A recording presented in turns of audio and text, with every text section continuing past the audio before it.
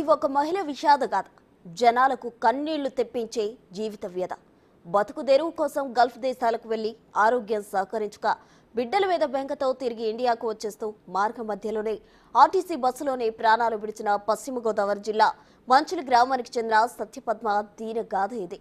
2 రోజులుగా సోషల్ మీడియాలో వైరల్ గా మారిన సత్యపద్మ మరణం వెనుక వాస్తవాలు తెలియజేసేందుకు ఆమె ఇంటికి వెళ్లి ఆమె బిడ్డలను బిగ్ టీవీ పలకరించింది.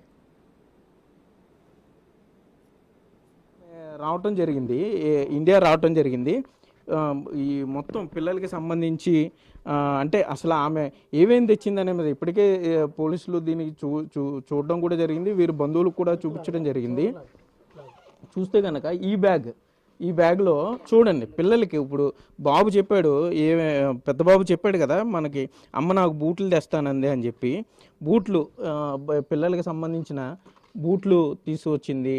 పిల్లలకి ఈ మంచి షూ తీసుకొచ్చింది ఆవిడ. ఎందుకంటే ఇప్పుడు ఆవిడ అంత దూరం వెళ్ళి కష్టపడిందే పిల్లల గురించి కదా.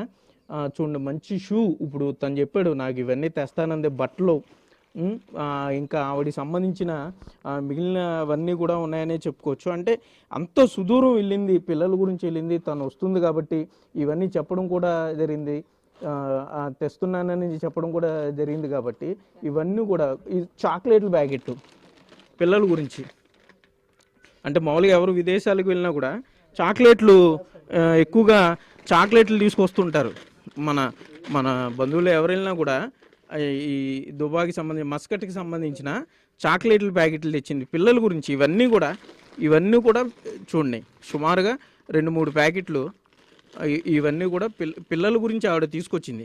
అంటే ఆవిడ ఎంత ప్రేమ, ఇంటికి రావాలి, ఇవన్నీ కూడా. ఈ సూట్ కేసు ఇప్పుడు అన్నీ బాగుంటే ఆవిడ పిల్లల ముందు ఓపెన్ చేసేది. ఈ సూట్ కేసు ఓపెన్ చేసి ఒక పండగలాగా వీళ్ళంతా చాలా ఆనందంగా దీన్ని ఓపెన్ చేసి ఇదంతా షేర్ చేసుకునేవాళ్ళు.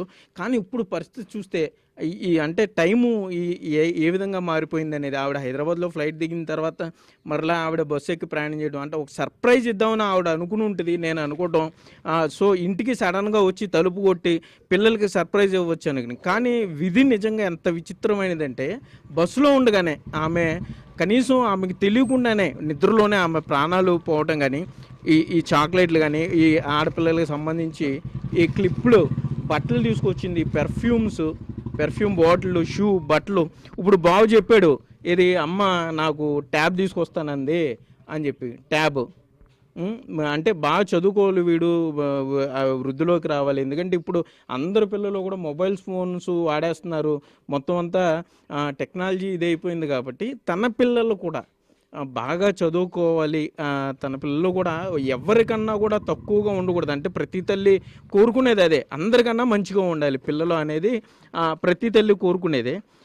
ఇంకా ఈ రకరకాల ఈ పెర్ఫ్యూమ్స్ కానీ, పిల్లలకి సంబంధించిన వస్తువులు కానీ, వాచ్, ఇదే పెట్టిలో చూడండి, వాచ్ కూడా తీసుకొచ్చింది ఆమె. అంటే వాచ్, ట్యాబు, షూస్, అంటే అన్నీ బాగుంటే దీనికి సంబంధించి వీళ్ళంతా ఇప్పుడు ఇక్కడ మీరు చూసేవారు, వీళ్ళందరూ కూడా కూర్చుంటే ఆవిడ ఓపెన్ చేసేది ఈ బాక్స్.